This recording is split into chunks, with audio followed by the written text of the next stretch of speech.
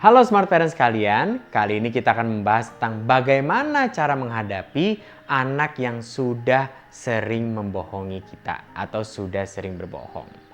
Nah, pasti Smart Parents tidak ingin dong memiliki anak yang suka berbohong.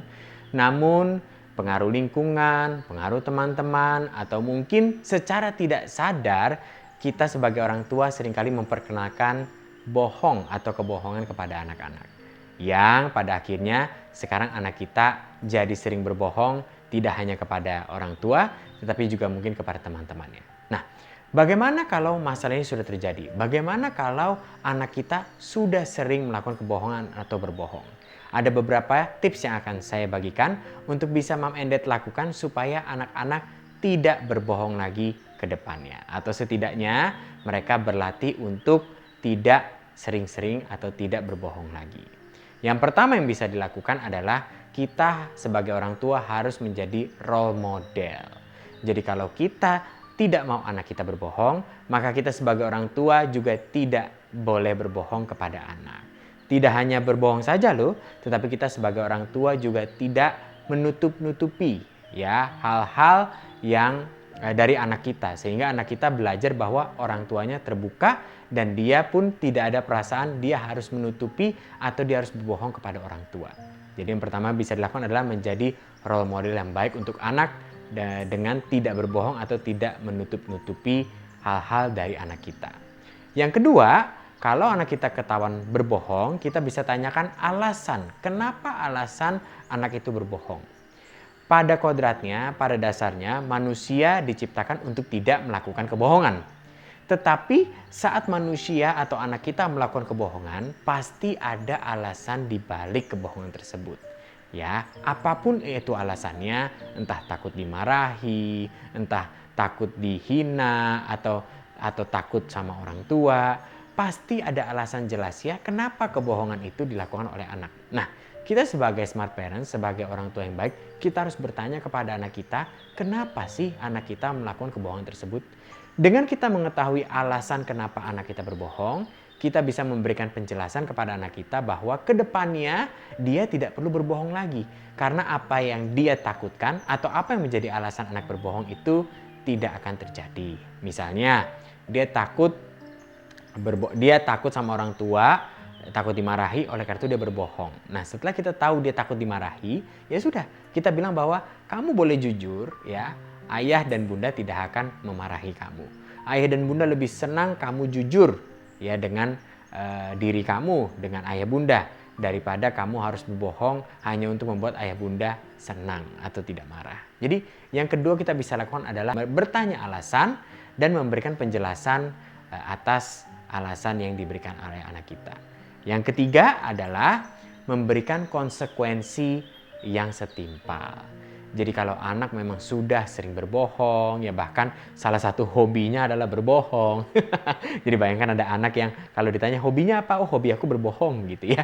Jadi kalau sudah menjadi hobi atau sudah sangat sering berbohong, kita sebagai orang tua boleh memberikan konsekuensi yang setimpal. Ya, konsekuensi itu adalah hal yang didapatkan anak kita karena dia melakukan sesuatu. Dalam konteks ini adalah berbohong. Jadi bukan dimarahi, dipukul, itu bukan konsekuensi, itu hukuman. Ya, perbedaan hukuman dengan konsekuensi adalah konsekuensi itu berhubungan dengan apa yang dia lakukan. Ya, jadi dia berbohong, dapat konsekuensi. Tapi kalau hukuman tidak ada hubungan dengan apa yang dia lakukan. Contohnya, dia berbohong, kita pukul tangannya. Ini tidak ada hubungannya. Apa hubungannya berbohong dengan pukul tangan? Nanti anak bisa berpikir, kenapa nggak pukul kaki? Kenapa harus pukul tangan? Kenapa nggak pukul badan? Karena tidak ada korelasi hubungannya antara berbohong dengan dipukul. Jadi kita berikan konsekuensi yang setimpal dan berhubungan dengan kebohongan anak. Ya, misalnya anak berbohong. Ya, anak berbohong saat ditanya apakah dia mengambil uang di atas meja. Ya, anak berbohong tidak. Lalu akhirnya ketahuan memang dia yang ambil uang. Ya, kalau gitu kita sudah tanyakan alasannya kenapa? Oh, karena dia ternyata mau beli mainan. Ya, dia mau beli mainan, uangnya kurang dan dia mengambil uang di atas meja. Nah, kita berikan konsekuensi bukan dengan marahan, bukan dengan pukulan. Tapi kita berikan konsekuensi, oke, karena kamu melakukan kebohongan mengambil uang, maka selama seminggu ke depan uang jajan tidak akan ayah bunda berikan. Jadi anak tahu persis ya apa yang dia lakukan, dia dapat konsekuensinya apa. Begitu juga konsekuensi itu juga berlangsung jika anak melakukan hal yang baik. Ya, misalnya anak jujur atau anak melakukan hal yang baik, maka kita juga harus memberikan konsekuensi berupa apresiasi. Ya, misalnya anak dapat nilai jelek berbohong. Nah, terus ketahuan. Kita berikan konsekuensi. Oke, jam main gadget kamu akan papa kurangi. Atau kalau misalnya gadgetnya susah dikurangi, wifi akan papa matikan di rumah. Gitu ya. Dengan paket internet yang terbatas, dia harus atur sendiri. Seperti itu. Jadi, kita berikan konsekuensi ya atas apa yang dia lakukan. Tapi kalau misalnya anak tidak berbohong, tapi dapat nilai bagus, tidak berbohong, nah kita harus kasih apresiasi. Ya, kejebakan Batman yang terjadi pada orang tua zaman sekarang adalah saat anak salah diberikan hukuman, tetapi saat anak benar tidak diberikan apresiasi. Seperti contoh tadi, saat anak salah, ulangan jelek diberikan hukuman atau konsekuensi, tetapi begitu anak ulangannya bagus, bahkan tidak diapresiasi. Begitu ditanya alasan orang tua, kenapa orang tidak memberikan apresiasi? Orang tua menjawab, lah itu kan memang sudah tugasnya. Lah itu kan wajar. Seorang anak dapat nilai bagus di sekolah itu hal yang wajar, nggak perlu diapresiasi. No, yang namanya konsekuensi itu harus adil. Anak melakukan hal buruk, dapat konsekuensi buruk. Anak melakukan hal baik, dapat konsekuensi baik. Ya, jadi kepada para orang tua, jika anaknya sering berbohong atau suka berbohong, kita bisa lakukan 3 hal ini. Yang pertama adalah memberikan role model yang baik sebagai orang tua, lalu tanyakan alasannya kenapa dia berbohong dan memberikan penjelasan yang benar. Dan yang ketiga, jika diperlukan, diberikan konsekuensi yang setimpal atau selaras atau berhubungan.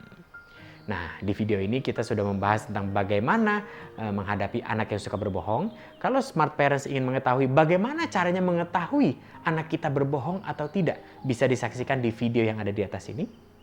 Di situ kita akan membahas, video itu akan membahas bagaimana kita mengetahui apakah anak kita berbohong atau tidak. Jika smart parents merasa video ini berguna bermanfaat, boleh share ke smart parents lainnya di luar sana. Dan jangan lupa klik tombol like dan subscribe. Sampai jumpa.